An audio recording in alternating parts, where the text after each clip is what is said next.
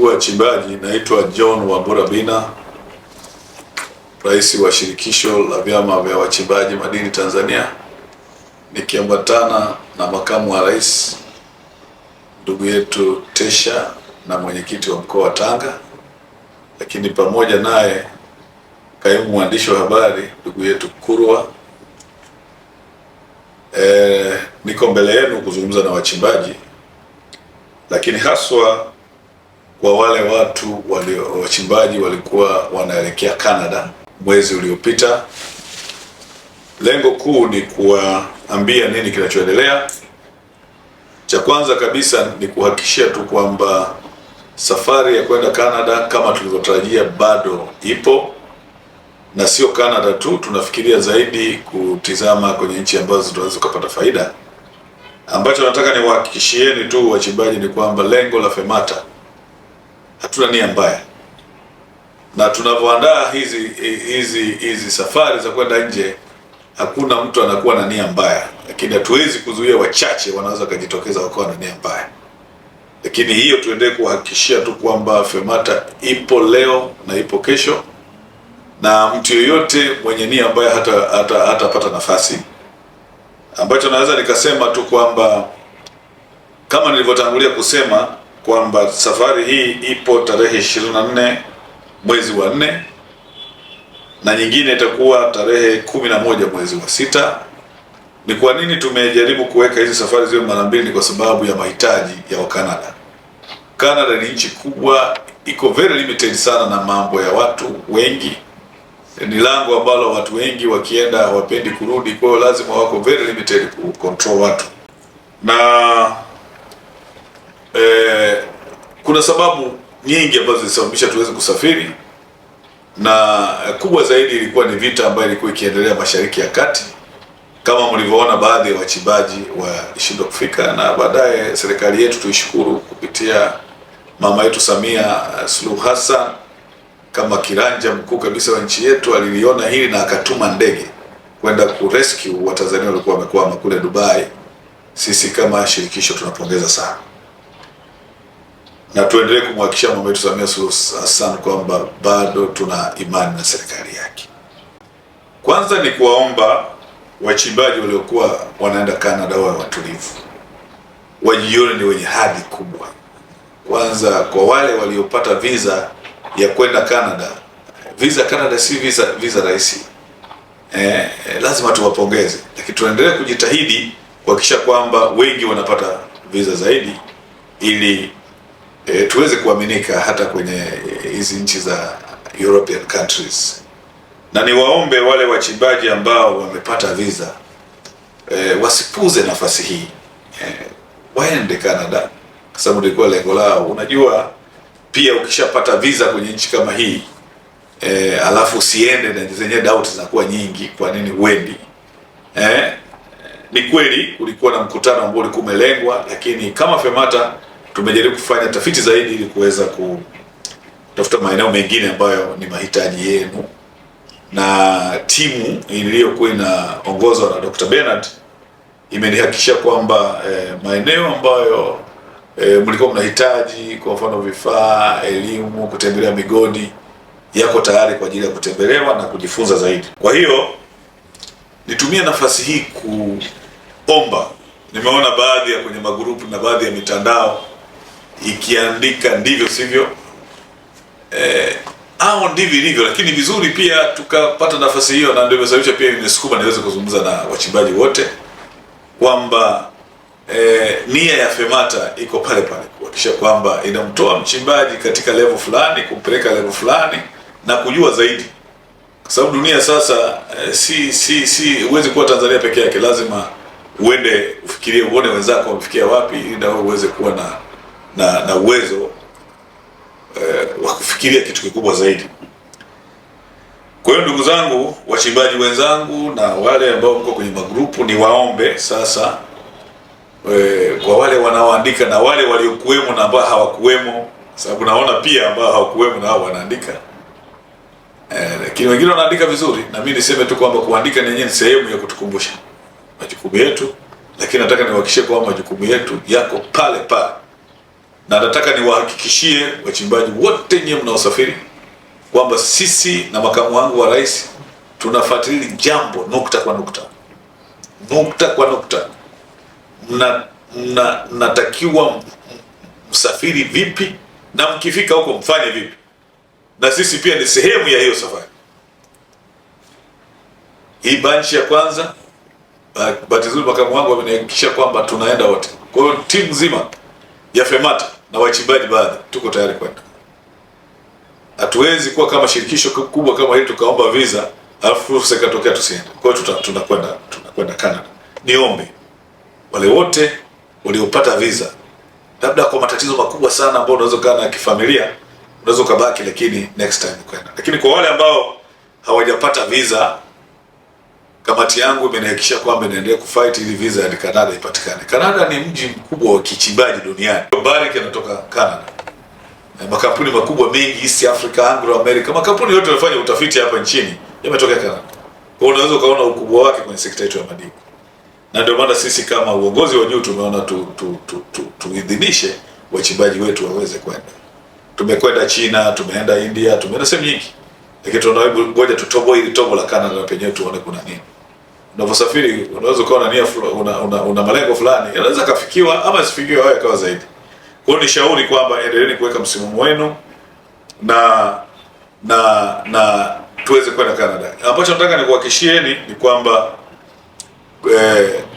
haya yote ambayo yanafikirika, ambayo mtu anaweza kafikiria akatoa mawazo, nataka niwahakikishie kwamba mko salama. Na nimetoa maelekezo kama yale niliyoelekeza pale Karimjee Hall kama mkuu wa taasisi, na nimeelekeza ofisi ya katibu mkuu kwamba kwa wale wanaotaka kurudishiwa fedha zao basi warudishiwe haraka sana. Leo ni Jumaa ngapi? Ni Ijumaa. Kwa kabla ya wiki ijayo kuisha pesa zote zitakuwa zimerudishwa, na nimemwomba katibu mkuu, na haya ni maelekezo, aendelee kutoa maelekezo kwenye magrupu yetu ili namna gani watu wanarudishiwa fedha zao kwa wale ambao wanataka hawawezi kwenda kwa sasa. Lakini kwa wale ambao wanafikiria kwenda mwezi wa 6, utaratibu utaendelea kuwa ule ule. Lakini kwa wale ambao wamekosa visa kabisa na wamelipa, hao watarudishiwa fedha zao na hakutakuwa na tatizo lolote. Ndugu zangu wachimbaji, aminini FEMATA. Aminini FEMATA. Haya majukwaa ambayo mnapata mnazungumza leo yameanzishwa na FEMATA. Heshima yote hii imeanzishwa na FEMATA. Sisi wengine kuna wakati tunakosa hata wakati wa kwenda kuchimba, tukihakikisha kwamba tunajenga shirikisho letu, tunajenga heshima yetu. Na nataka niwaambie tu, katika mashirikisho makubwa hapa nchini huwezi kutaja bila kutaja FEMATA. Hiyo ni moja ya imani kwamba FEMATA yupo na ana nguvu. Kwa hiyo vitu vidogo vidogo kama hivi wala haviwezi kutokea. Kwa mtu yeyote aendelee kujenga imani kwamba FEMATA, na kama fedha yako iko huko itarudi on time kama tutakapokuwa tumepanga. Kwa hiyo, na kwa wale maadui ambao wanadhani kwamba ni maadui wanataka kuishambulia FEMATA, niwaambie kwamba wamechelewa, kwa sababu tutawaambia ukweli kwamba ni wapi tulipokuwa kama wachimbaji wadogo, ni wapi tulipo na ni wapi tunaelekea. Na sidhani kwamba kuna Mtanzania yeyote haoni tulipotoka, tulipo na tunapoelekea. Huyu atakuwa ni mchawi. Kwa sababu kweli kuna sehemu tumetoka. Tukua tuheshimiki. Leo serikali inatuamini. Kama serikali inatuamini, wewe ni nani usiamini FEMATA? Nataka niwahakikishie kama mkuu wa taasisi, kwa mtu yoyote ambaye atakuwa labda amecheza na fedha au afanye chochote kile, huyu tutamshughulikia kama tunaua nyoka. Shirikisho hili limejengwa kwa gharama kubwa, tena kwa damu. Si kwa damu kwa maana ya kumwaga damu, kwa kutembea kwa miguu. Kuhakikisha tunashauri serikali inatuheshimu. Na kwa kweli nyie mnaona serikali inatuamini, Mama Samia Suluhu Hassan anatuamini, waziri wetu anatuamini, na tutumie fursa hii kumpongeza waziri. Ametupa fursa. Ingekuwa sehemu zingine tungeambia kaeni kwenye migodi kule, lakini wameruhusu, wameongea na ubalozi, tumefanya kadri tuwezavyo kupata visa 70 au zaidi ya 70. Ni hatua kubwa sana kwenye shirikisho kama hili. Vitu hivi vilikuwa havipo. Kwa hiyo niwaombe sasa kwamba utaratibu umeshatolewa.